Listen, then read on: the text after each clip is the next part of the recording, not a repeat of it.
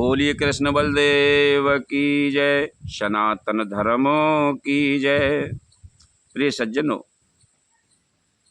बुद्धिमान राजा, किसी के पास धन बहुत है तो यह कोई विशेष भगवत कृपा की बात नहीं है।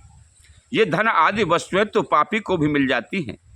सुत दारा और लक्ष्मी पापी के भी हों। अरे इनके मिलने में कोई विलक्षण बात नहीं है। एक राजा थे, उस राजा की साधु वेश में बड़ी निष्ठा थी।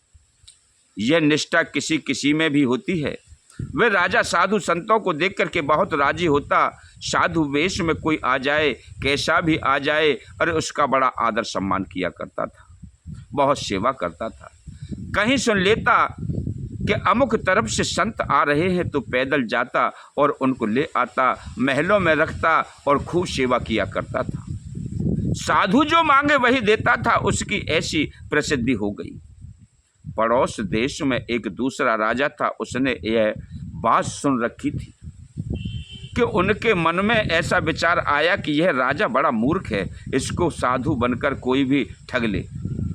अरे उसने एक बहरूपिये को बुला करके कहा कि तुम उस राजा के यहाँ साधु बनकर के जाओ, वह तुम्हारे साथ जो जो बर्ताव करे वह आकर के मेरे से कहना। बहरूपिया भी बहुत चतुर था। वो साधु बनकर के वहाँ गया। वहाँ के राजा ने ये सब जान लिया, सुना कि अमुक रास्ते में एक साधु आ रहा है, तो वह उसके सामने गया और उसको बड़े आदर सत्कार के साथ अपने महल में ले गया।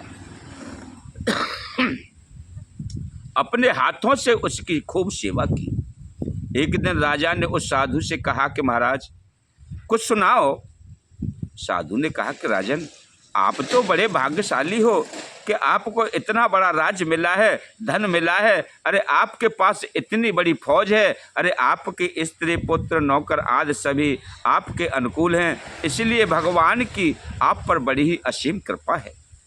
इस प्रकार उस साधु ने कई बातें कही। राजा ने चुपचाप करके सुन ली। 2-3 दिन रहने के बाद वह साधु बहरूपिया बोला कि राजन, अब तो हम जाएंगे। राजा बोला, अच्छा महाराज, जैसी आपकी मर्जी। राजा ने उसके आगे खजाना खोल दिया और कहा कि इसमें से जो आपको जो कुछ भी चाहिए, सोना चांदी मणि मोती रुपए पैसे आदि खूब ले लीजिए। उस साधु ने वहां से अच्छा अच्छा माल ले लिया और ऊंट पर लाद लिया। जब वह रवाना होने लगा तब राजा ने कहा कि महाराज, यह तो आपने अपनी तरफ से लिया है। एक चांदी का बक्सा है, वह मैं अपनी तरफ से देता हूँ। राजा ने एक चांदी के बक्से को एक रेशमी जरीदार कपड़े में लपेट करके उसको दे दिया और कहा कि यह मेरी तरफ से आपको भेंट है। उस साधु ने वह बक्सा ले लिया और वहां से चल दिया। वो साधु बहरूपिया अपने राजा के पास पहुंचा और राजा ने पूछा कि क्या क्या लाए। उसने सब बता दिया कि लाखों करोड़ों का धन ले आया हूँ। राजा ने समझा कि यह पड़ोस का राजा महान मूर्ख ही है, क्योंकि इसको साधु की पहचान ही नहीं है कि साधु कैसा है। यह तो बड़ा बेसमझ है। वह बहरूपिया बोला कि एक बक्सा मुझे उस राजा ने अपनी तरफ से दिया है कि यह मेरी तरफ से भेंट है। राजा ने कहा कि ठीक है, बक्सा लाओ, उसमें मैं देखूंगा। उसने वह बक्सा राजा के पास रख दिया और उसने उसकी चाबी भी दे दी। राजा ने खोल करके देखा कि चांदी का एक बक्सा है, उसके भीतर एक और चांदी का बक्सा है, फिर उसके भीतर और एक चांदी का छोटा बक्सा है।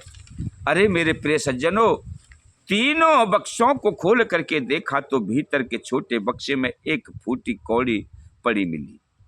राजा ने सोचा कि क्या मतलब है इसका, तो वह समझ गया कि यह राजा मूर्ख नहीं है, बड़ा बुद्धिमान है। साधु वेश में इसकी निष्ठा आदरणीय है। राजा ने बहरूपिये से पूछा कि तुमसे क्या बात हुई, सारी बात बताओ। उसने कहा कि एक दिन उस राजा ने मेरे से कहा कि महाराज कुछ सुनाओ। मैंने कहा कि तुम तो बड़े भाग्यशाली हो, तुम्हारे पास राज्य है, धन संपत्ति है, अनुकूल स्त्री पुत्र आदि हैं, तुम्हारे पर भगवान की बड़ी असीम कृपा है। ये सुनकर के राजा सारी बातें समझ गया। 3 बक्से होने का मतलब था कि स्थूल शरीर, सूक्ष्म शरीर और कारण शरीर। अरे इनके भीतर क्या है? भीतर तो फूटी कौड़ी है।